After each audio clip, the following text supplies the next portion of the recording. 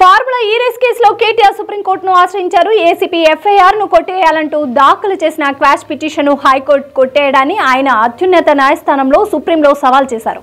అయితే సుప్రీంలో నిన్ననే ఆయన పిటిషన్ ను ఫైల్ చేయగా ఇవాళ లిస్టింగ్ మాత్రమే కాలేదు, రేపు లేదా ఎల్లుండి ఈ పిటిషన్ విచారణకు వచ్చే అవకాశం ఉంది. ఫార్ములా ఈ కేసులో ఐఏఎస్ అరవింద్ కుమార్ ఏసీపీ విచారణకు హాజరయ్యారు. ధానకిషోర్ స్టేట్మెంట్ ఆధారంగా అధికారులు ఆయన్ను ప్రశ్నిస్తున్నారు. అరవింద్ కుమార్ స్టేట్మెంట్ ను ఏసీపీ అధికారులు రికార్డ్ చేయనున్నారు. మరోవైపు హెచ్ఎండిఏ మాజీ చీఫ్ ఇంజనీర్ బిఎల్ఎన్ రెడ్డి సైతం ఈడీ విచారణకు హాజరయ్యారు. విదేశీ సంస్థలకు నగదు బదిలీపై అధికారులు ఆయన్ని విచారిస్తున్నారు. మావోయిస్టుల నుంచి ముప్పు ఉన్న నేపథ్యంలో సీఎం చంద్రబాబు సెక్యూరిటీలో మార్పులు చేశారు. ఈ క్రమంలో సీఎం భద్రతా వలయంలోకి కౌంటర్ యాక్షన్ బృందం చేరింది. సీఎం కు ఎన్ఎస్జీ, ఎస్ఎస్జీ స్థానిక సాయుధ బలగాలు రక్షణ కల్పిస్తుండగా అదనంగా 6 కమాండోలతో కౌంటర్ యాక్షన్ బృందం రక్షణ కల్పించనుంది. ఎస్పీజీ ఆధ్వర్యంలో కౌంటర్ యాక్షన్ టీం కు శిక్షణ ఇస్తున్నారు. రాష్ట్రంలో చలి తీవ్రత పెరుగుతుంది. ఉత్తరాది జిల్లాలో పొగమంచు విపరీతంగా ఉంటుంది.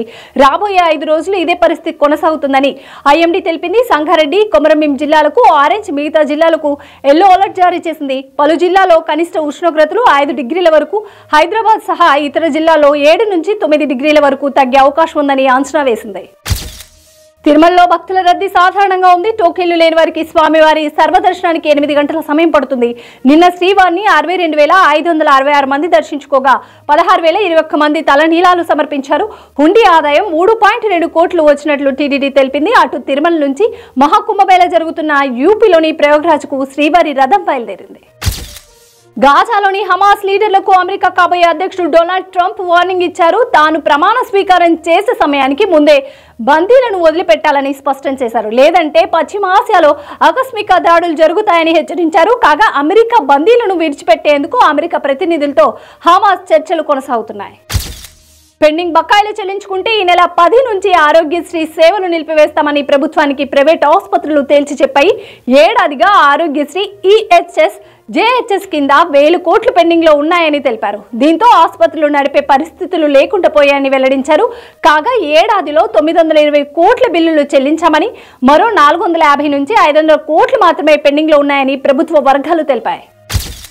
రోడ్డు ప్రమాద బాధితుల కోసం కేంద్ర మంత్రి నితిన్ గడ్కరీ కొత్త పథకాన్ని ప్రకటించారు. ప్రమాదం జరిగిన 24 గంటల్లో పోలీసులకు సమాచారం ఇచ్చిన తర్వాత బాధితులకు చికిత్స ఖర్చుల నిమిత్తం 1.5 లక్షలు కేంద్రం తక్షణమే అందజేస్తుందని తెలిపారు. హిట్ అండ్ రన్ కేసులో మరణిస్తే 2 లక్షలు ఇవ్వనున్నట్లు తెలిపారు. ప్రస్తుతం ఈ ప్రాజెక్టు కొన్ని రాష్ట్రాల్లో పైలట్ ప్రాజెక్టుగా చేపట్టామని తెలిపారు. సంక్రాంతికి రానున్న గేమ్ చేంజర్ డాక్ మహారాజా సినిమాలు టికెట్ ధరలు పెంచుకునేందుకు ఏపీ ప్రభుత్వం అనుమతి ఇవ్వడంపై ఏపీ హైకోర్టులో పీల్ దాఖలైంది. రేట్లు పెంచడం నిబంధనలకు విరుద్ధమని ఓ వ్యక్తి పీల్ దాఖలు చేశాడు. ప్రభుత్వం ఇచ్చిన ఉత్తర్వులు రద్దు చేయాలని కోర్టును కోరారు. అయితే దీనిపై కోర్టు ఏ తీర్పిస్తుందనే ఆసక్తి మారింది.